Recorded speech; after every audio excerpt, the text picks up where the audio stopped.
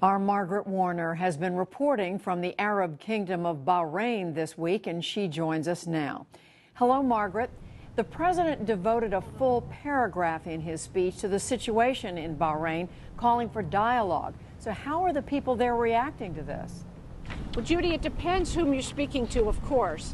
Members of the opposition, I spoke to a number of prominent members of the opposition and the reform movement, said they were at first dismayed that President Obama didn't mention this country in the litany at first of countries where people were crying out for freedom. But when he got to the Bahrain paragraph, they used words like thrilled and surprised. And there were three things they were pleased by. One, that he did call for dialogue directly from the opposition to the government, which the government here has been backing away from. Two, that he said it's going to be hard to have talks with the opposition when a great number of them are in jail. And three, that he talked about the destruction of Shia mosques. And everyone in the opposition, as well as, frankly, on the internet, were saying, you know, they thought this was a lot farther than anyone in the administration, but of course the president especially had gone. On the government side, I would say it was a little cooler. One member of the royal family did say to me, well, he recognized the threat that Iran poses to us, but if you look at the Twitter feeds, what you see is a lot of action, but the people on the opposition side much more energized than the people who are supporting the government. Margaret, the criticism we've heard from the region is that the United States has been following a double standard in the way that it's reacted to the Arab Spring, that there's been a different approach to different countries. Do you think what the president said today allayed those concerns? I would say in part, but not entirely.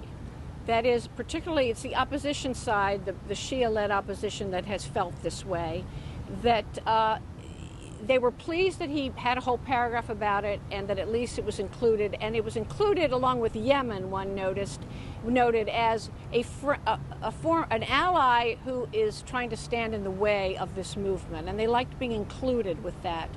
But a couple of them said to me, you know, there still is a double standard in the sense that America's security and oil interests still seem to matter more than their belief in a democratic revolution in the Arab world, that he talks about the need for change throughout North Africa and part of the Middle East, but not on the Gulf, did not mention Saudi Arabia, and did not really put it to the leaders of Bahrain. So there's still a feeling there's a double standard. Now, the pro-government people said to me, well, that should put that to rest.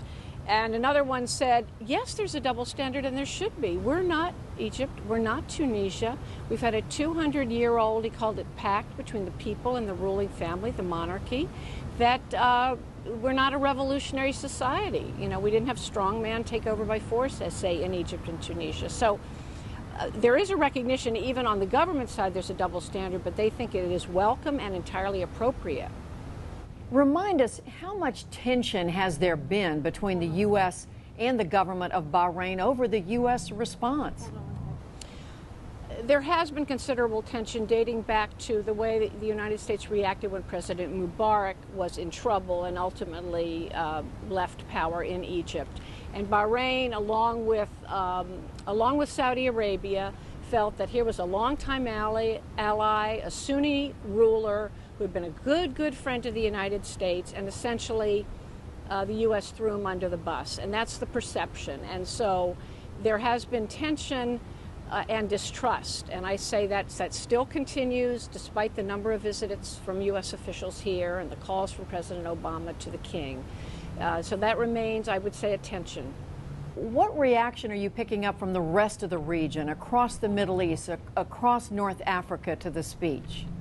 Well, it was interesting, Judy, if you just looked at the media, Bahrain TV didn't even run it live. They had patriotic music videos on, but Al Jazeera and Al Arabiya, which everyone said is what they plan to watch anyway, covered it heavily. It was on live, a lot of commentary. It won't surprise you to know that initially most of the commentary was about the Arab-Israeli situation. But when they did talk about Bahrain and the rest of the Arab Spring, there was a recognition that that Bahrain at least had come in for some recognition, but that still a double standard remained. And it was noted that President Obama had used the words about President Assad. He either has to lead the transition or step aside. it's pretty much the same words he used about Mubarak at one critical point. And one commentator on Al Jazeera, I think it was, said, why is he saying that about Assad or Yemen, but not saying it about Bahrain? Margaret Warner reporting from Manama, the capital of Bahrain. Thank you. Thank you, Judy.